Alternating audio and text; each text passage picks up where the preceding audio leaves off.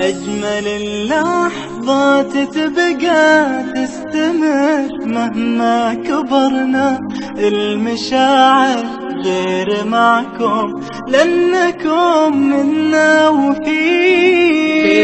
بينكم يحلى العطا والحب يفرضكم علينا، الفرح له طعم ثاني قربكم احنا ارتوينا.